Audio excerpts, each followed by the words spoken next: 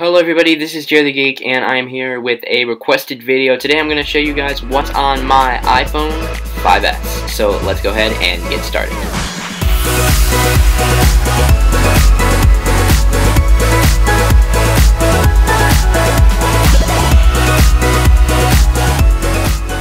Okay, so here we are on my iPhone featuring iOS 9 Public Beta 3. On my lock screen I have this cool blue feather wallpaper which comes preloaded with iOS 9 Public Beta 3, which I am testing out, as I said, so I've been having fun with that. That's really cool to be able to test that out.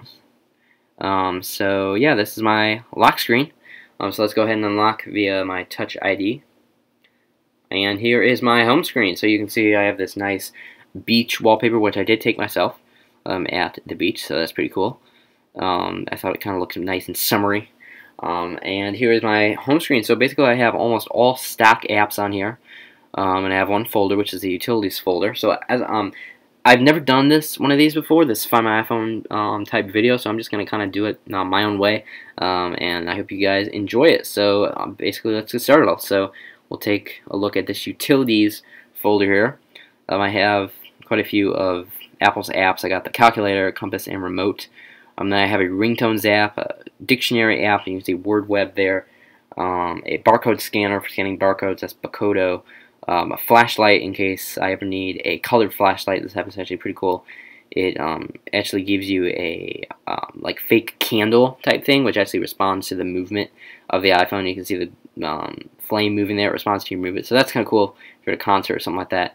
And then there's a color flashlight, which you can use to kind of just have a bright color on your iPhone screen, so that works pretty good. Just in case I ever want to, have a kind of more controllable flashlight.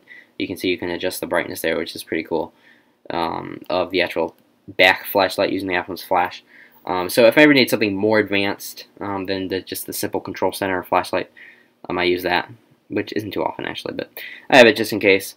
And I have ringtones, which I can make ringtones. This bug spray app, which is kind of weird. It puts out this noise, this high-pitched noise that's supposed to repel mosquitoes. I don't know if it actually works. I got some third-party keyboards here, which I rarely ever use. I just like the stock keyboard, but have those anyway. And then pretty much I have just all stock apps right here arranged, basically in the pattern I've had them for a long time. Just organized there, in the top row, and I always start with messages in my top left-hand corner, and my camera is always on my top right-hand corner. And then the calendar is always right next to messages, and then photos is there. That's kind of I always seem to have it, and I've always kind of had it this way for a long time. And on the bottom, I got on my dock, I got music, phone, mail, and Safari from left to right. And I have Apple Music, which I will show you guys when I'm done showing you my apps, because I figure music is a big part of what I do on my iPhone, so I'll go ahead and show you guys that when I'm done showing you my apps. And we got the news app on here, which comes with iOS 9, pretty nice. To have to see some customized news stuff, which you guys will get if you upgrade to iOS 9 or if you get the public beta.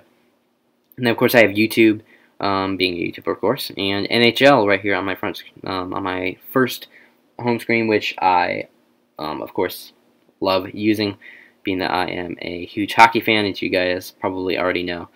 This app is indispensable during even the off season, but especially the regular season, being able to check scores and actually watch games. So counting down the days till hockey finally starts. It's been a little boring here, but fortunately I have baseball to hold me over. Which, speaking of baseball, I'll go to my next screen, which I have MLB.com at bat, which I use to keep track of scores and get score alerts and stuff like that. I got iHeartRadio here, obviously the Apple Watch app. iHeartRadio I also use for listening to sports radio, sports-related stuff. And I got Amazon and eBay, of course, for shopping. Those are kind of indispensable, and the Apple Store as well for browsing different Apple products and stuff like that. I have CNET, which I used to use for tech news, but I rarely ever use that now because of the Apple News app, which I enjoy using, as I said there, because I can get all sorts of different news all in one place, so that's nice. SoundCloud I use occasionally if I want to listen to some music that's been like unreleased or something like that. But for the most part, I just stick to Apple Music. I got Activity and Health here, iBooks, got the Bible app. TV Go, Xfinity is nice. I can watch live TV on my phone or iPad, but in this case, or my phone, so I can watch live TV and stuff like that. And there's an alert for at bat, so that's nice. I love getting alerts from the MLB.com at bat app, very nice. We got Xfinity, as I said, watch live TV or on-demand shows, which is nice. I got this app called Pacemaker, which basically goes into your library, and you can make have almost like it's a virtual DJ type thing, or you can go into your library and it will like string songs together that have the same beats and stuff like that. It kind of works as its own DJ, so that's kind of nice to have. I have Radar, which I use to track the weather, see when it's raining, stuff like that. This cool app called Sphere, which has 360-degree panoramic photographs where you can actually pan your iPhone or iPad around and record the whole thing, and then you can go back later and view it in like almost augmented reality by moving your phone around or iPad around. So that's pretty cool. I have some games here, Trivia Crack, 2048, and then just some folders of random fun games. Just quick fix games. I don't play a whole lot of games on my phone, to be honest with you, but there are times when I'm bored and I want to play some simple games, so I have these on there for times like that. And then I also have an Apple Watch folder, and these are all apps that I use exclusively on my Apple Watch, so like Shazam and SoundHound are music tracking apps, so you can see what song is playing, stuff like that. I don't use these a whole lot outside of my Apple Watch, and then like a CalcBot and some sports apps and a dictionary that I have installed in here solely for the purpose of using them on my Apple Watch. So that's one folder, and then so we have the third page here. We have the Apple folder, which is some Apple stuff that I don't use a whole lot. We got podcasts, Game Center, stocks, stuff that probably not that too many people use. I know I personally don't, so I just have them in the Apple folder. Then I have Apple apps that I do actually use, like Pages and iMovie. Find My Friends comes preloaded now with iOS 9.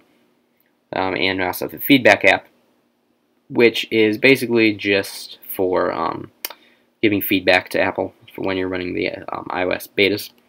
And they have the iCloud Drive app, which is really cool because you can actually go in here and see the contents of your files in iCloud Drive. So that's also new with the iOS 9 beta. You can turn that on in settings to have it on your home screen, so that's nice to have. Then I have Night Sky, which has always been apps like these I've always loved, where you can just pan your iPhone around and see what constellations and stuff are around. I love using this at night when I'm outside. Sometimes I'll just turn this on, try to see what a planet is or something like that. So that's always been really fun to do. It's one of the first really cool things that I got into a long time ago when I was a kid, and my parents used to we'd have smartphones and stuff like that, and I'd be so obsessed with these types of apps that you could use to look at the sky. So I've always found these intriguing. So I always make sure I have this on my phone somewhere. Livestream I use to watch live church services of our church, so that's nice to be able to do that. Live Extra is NBC Sports. I can watch the Olympics, and when it comes time for hockey playoffs, I can watch all of those broadcasts live on my phone, which is nice. Spotify is basically just on here because I haven't deleted it yet, because I use Apple Music basically solely now. TuneIn Radio is another app that I don't use a whole lot. Just have it on here just in case. Hangouts I use I think I've used it like twice maybe to video chat with people who don't have FaceTime. Expert is an app that gives you free tech support. This app is actually really cool. You can go in here and get free tech support for like shopping advice, and you can go on here and you can say what you're interested in, kind of say what screen size you want, what type you want, laptop or desktop, and you can go in here and just ask for basically free tech support. So that's really nice. I found that to be helpful in quite a few times. So that's nice. Megaphoto is this extremely fun app where you can go in and basically look at all these crazy effects of yourself. So you can like put yourself in the Statue of Liberty, like that, totally, and just do just crazy stuff. It's like photo booth on steroids. There's like so many effects here, and so yeah, that's pretty fun to play around with, especially when you're bored. Runkeeper is just an app that I used to use to track walks and runs and bike rides, stuff like that, before I got my Apple Watch. So I have that on just because in case I ever need to do something without my Apple Watch, I have that. And then I have Lego Star Wars Saga, NHL 2K, some kind of hardcore games that use a lot of processing power, basically, are on here by themselves. And I have the helicopter, this helicopter widget app, which is pretty fun. If you go down here and you can see this widget actually allows you to play a full game in your notification center. So that's pretty cool to do when you're bored. You can access it from anywhere on your phone. That's nice. UDoodle, just a classic doodling app, and Voice Changer, which is just a quick kind of impulse download I got when I was looking around the App Store a few weeks ago. It changes your voice and makes it sound weird. So yeah, that's pretty much all the apps I have. I don't have a ton of stuff. You know, I'm not a huge app downloader. I kind of just get what I need and stick to using that. But yeah, that's what I have on my iPhone in terms of apps. Okay, so now that I've shown you all my apps, I thought I would show you what's on my iPhone in terms of music. So let's go into my music app here, and as I said earlier, I am using Apple Music, so I get the personalized recommendations and stuff like that. And so far, I haven't found the recommendations to be actually that good, but I do like the Connect feature, how different genres will tell you what you should listen to, and you know, stuff that's good to listen to and stuff like that. I like getting new stuff from around the genre and stuff like that. So that's nice to be able to, you know, connect kind of with the genre and with your favorite artist. Not a whole lot of artists seem to be using it yet, but the Connect feature so far has been pretty good. And yeah, I've been able to add quite a bit of music. So this is my recently added section. There's quite a bit of stuff in here that I've pretty much all of this I've added. Some of the stuff is just because it's been added there because I've had duplicates that I've had to fix, and so it shows up in the recently added. But for the most part, I've added quite a bit of stuff with Apple Music, and some of this is just in my library. So here's my music library in general. I have a ton of different stuff spanning a lot of different genres. My favorite artist definitely has to be Owl City. I have pretty much all his stuff, as you can see here.